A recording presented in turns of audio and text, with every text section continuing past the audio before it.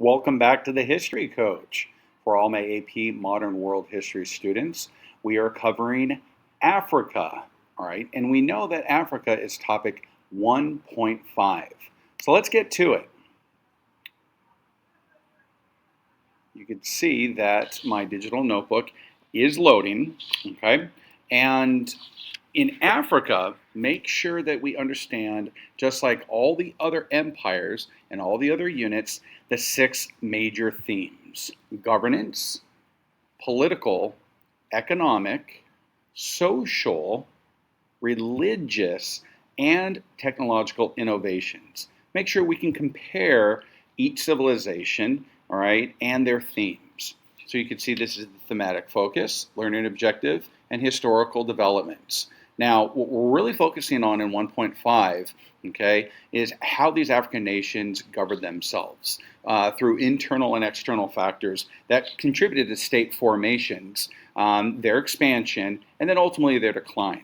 Okay, governments understanding how they maintained order through a variety of administrative institutions, policies and procedures, and governments, how they obtained and retained and exercised power in different ways for different purposes. Okay, so in 1.5, students should be able to explain how and why states in Africa developed and changed over time. Remember, that's the historical thinking skill: continuity and change. Okay, so just like in Africa and in Eurasia and the Americas, state systems, they demonstrated continuity, innovation, diversity, and expanded through a variety of means. All right, so as you can see right here, every chapter we open up, or every topic we open up with map analyzation. Okay, so I asked my students, to give me 5 or 6 bullet points that they see by looking at this map. So if I looked at this map, I could see that the sub-Saharan trade routes that ran through North and West Africa, they were a conduit for obviously trade. Okay, they were a conduit for ideas, religions. So many of these African societies, they adopted what we now know, obviously, is Islam. Okay, you have Ibn Battuta, which we'll talk about in the next unit, one of the most famous travelers in all of world history. Okay, if you're watching the History Coach, you've got Genghis Khan, you've got Marco Polo, Mehmet II, you have Ibn Battuta. These are important figures that we need to know for at least 3 units. Okay, we're going to talk about the importance of Christianity in Ethiopia. We'll talk about the Swahili coast right here, okay, and how they, very much like the Aztec Empire, were ruled by city-states. But with their contact into the Indian Ocean, that allowed them to be a center, a hub for commercial activity. All right, and obviously we could see that the Portuguese, beginning in the 15th century, started to explore the west coast of Africa, and that was the introduction to African and real European trade. Okay, from guns, gold, salt, slaves. You can see these Super Mario coins right here. This was Mansa Musa. Okay, great leader of the Mali Empire. He absolutely took his pilgrimage to Mecca, and along the way caused all of these areas right here a huge amount of inflation. So I like map analyzation. Okay, these are 10 key terms you need to know for the chapter, okay, or the unit. Okay, so you can see, guys, during this global tapestry from 1200 to 1450, units 1, 2, and parts of 3, okay, mainly 1 and 2, Africa rose as a significant player in the Afro-Eurasian trade, okay? And what made them that significant player was the trans-Saharan trade routes, okay? We talked about empires, all right, like Ghana, Mali, Hausha states. They participated actively in this trade route, okay, system. It connected North Africa, West Africa, and even into parts of the Middle East and into Europe. Okay, you saw the Swahili coast and their location to the Indian Ocean trade. Okay, they played a crucial role, the Swahili city-states, in this trade network. Okay, now what came along these trade networks were clearly the integration of Islam. Okay, and many of these African kingdoms adopting to Islam, other than Ethiopia. talked about the Portuguese voyages and the impact that they had on the west coast of Africa, okay, but ultimately which led to future colonization, okay, of Africa. So it was Prince Henry the Navigator, which we'll talk about in Unit 4. He was the first explorer, okay, the first real navigator to set up schools, all right, navigational schools, but wanted to test out the waters, figuratively, all right, and I mean, well, literally, not figuratively, to help European exploration along the west coast of Africa, eventually rounding the south coast of Africa into the Indian Ocean, and then you got Columbus, who takes the wrong turn thanks to a bad GPS, and then unfortunately, we'll see, discovered the Americas.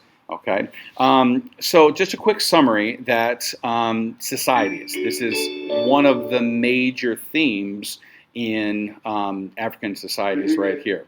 Okay, as you can see right now, this is happening during back to school night, which is great. Okay, I get a quick little session in. Okay, 1.5, and the great speaker, obviously, of our principal is talking. But you could see that these societies within West Africa and North Africa were tribal and clan-based. What does this mean? Okay, tribal means that you had many tribes, obviously, throughout North and West Africa, but were somehow connected through, okay, what each tribe did. So one tribe would contribute significantly to agriculture. The other tribe would be significantly to military, all right, maybe ironworks, mining, and so forth. But they held a tight unit, which made up that large empire, okay? But when Islam was introduced, it's important to remember that that united them. Just like language and religion united the Umayyad and Abbasid dynasties, okay, Islam is starting to unite North African and West African societies from 1200 to 1450, okay? And then this interaction also created a key term which we like to call is syncretism. So they synced African religions, which was animism, okay? They worshiped all different beings of nature, okay, there's the bell once again, all right, with this newly introduced religion of Islam, okay. So you could see that religion and, all right, similar language in the area brought continuity, but also brought complexity to their respective regions. So two empires, Ghana Empire, okay, located in West Africa, engaged in trade. Okay, exchanging gold for salt with North African Berbers. Berbers, another key term. These are traders that traded along the sub-Saharan trade route. Okay, and what these Berbers brought in was technology, ideas, and religion, and then brought the goods, all right, that came from West Africa into the Middle East and into Europe. Okay, Mali Empire. All right, the famous ruler, considered probably the richest man on earth, was Mansa Musa. Okay, they became known for their wealth and their power. Okay, and what really signified Mansa Musa was his pilgrimage to Mecca. Right, kind of signified that, yeah, this large Mali empire is now uniting their people through religion. Okay, you could see that the Songhai Empire lasted from 1400 to 1500. They were the successors to Mali. Okay, they expanded their empire even further, but they were the first ones that we start to see actively engaged in the slave trade with the Portuguese. We talked the importance of the Swahili coast and Ethiopia, situated, all right, in the East Africa. They remained a Christian kingdom amidst a region converting to Islam, showcasing its unique religious and cultural identities. Okay, that's a picture of Mansa Musa and his gold medallion right there. Okay, considered, yes, one of the richest, okay, human beings ever to live, but he was one of these major players that we need to know for topic 1.5.